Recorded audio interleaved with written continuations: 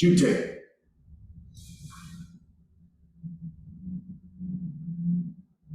So in this, before the kata will start, this yoi position, I feel my intentions are very emanating outward towards my opponent. I once read that Miyamoto Musashi talked about the tip of his sword stabbing the opponent in the face from a distance. And I really try to feel that in this movement, that my intentions are physically dominant. And of course, I'm aware of the impending battle, so to speak. This next action, I drop down on the right side.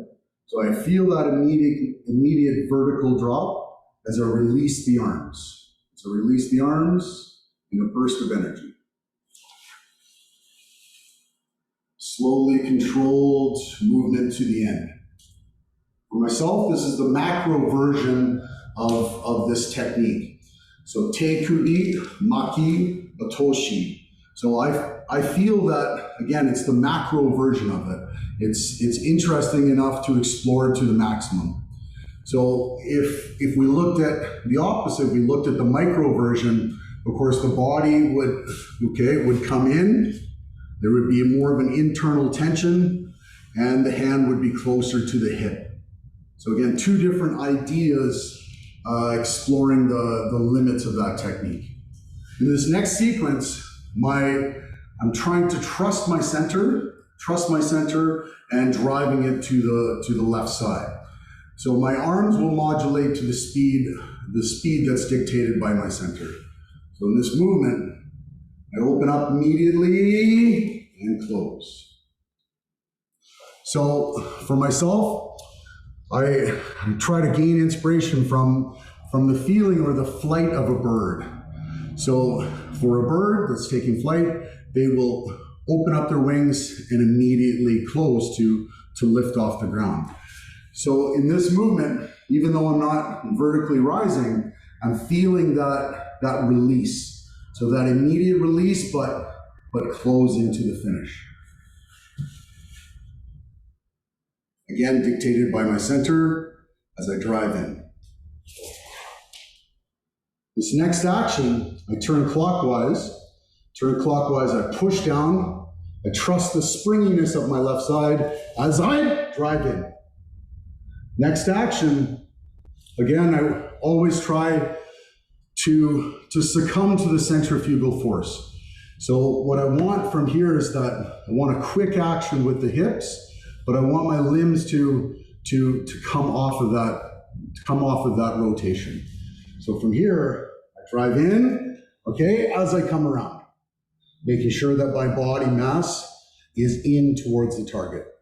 This next action, again, I really try to succumb to that. It's easy to get caught up in tension, but of course tension inhibits speed. So I really try to savor how much I can release the arms from my body. So the faster I turn my right foot in this technique, the faster I turn my hips, I dive in, the quicker I can release my arms. Again, it comes from the side, rotating, release, driving around. This next action, I probably do it much differently than most people. I like to have the feeling, there's two reasons why I do this next sequence the way I do. I like to have the feeling of that vertical change in body position. It's not uncommon in Shotokan Karate, but maybe not as common in other styles or as it is in other styles of karate. So there's two reasons why I do this. First, of course, is that I feel the application could be somebody is attacking with maybe an overhand right. So I come into it, I attack, very similar to the Jutte. So I attack, then of course I throw down. So having that feeling, that's the first reason, is that my body weight will come up into the block, into the strike, and then down into the throw. The second reason why I do this is that as an artist, I feel expressive in the contrast.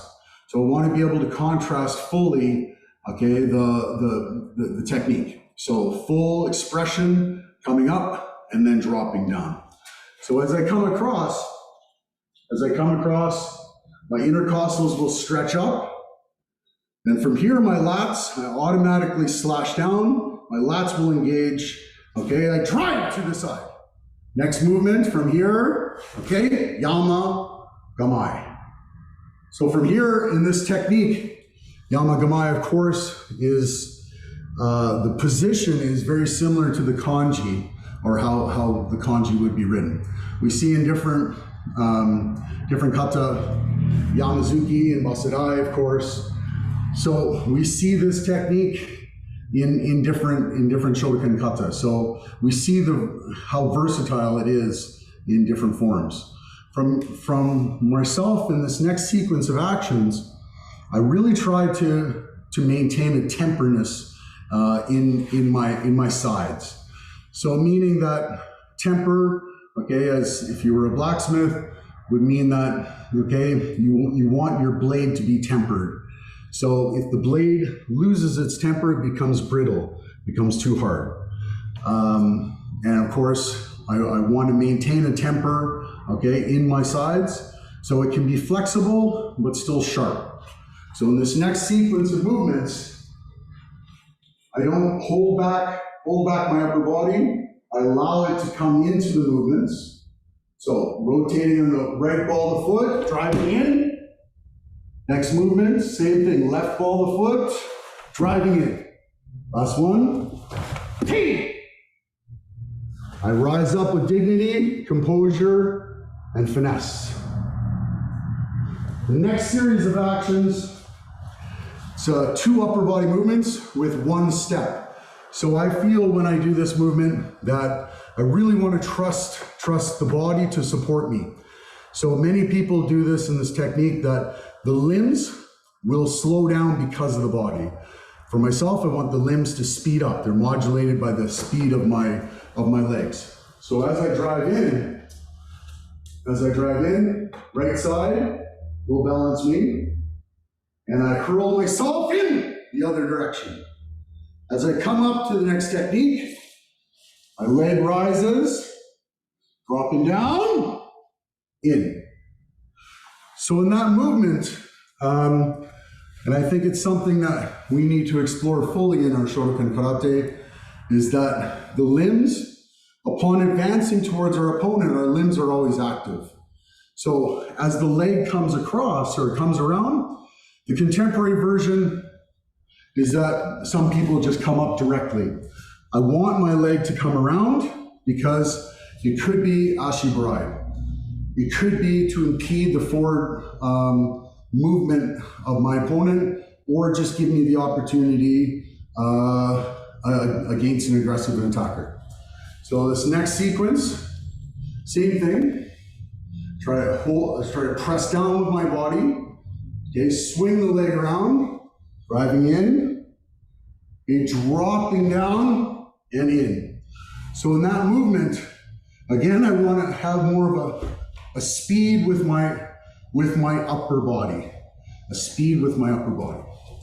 This next technique, next series of action, the manji-uke. So I really want to supinate as much as possible. Again, as an artist, I feel more closer to being able to express how I feel in the performance of the kata just by dictating with my body. So I want to make it more about the body and less about the limbs. So I supinate in, okay, as much as possible. And opening up the back before the execution of the movement, the manji-uke.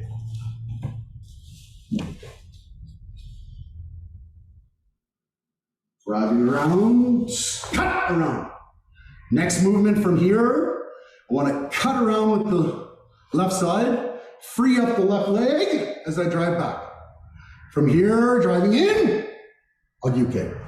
So in that sequence of actions for myself, I feel that my armpit needs to implode. So meaning that I don't want any type of hesitation here. So I don't want any hesitation, the body movement and the arm coming in after.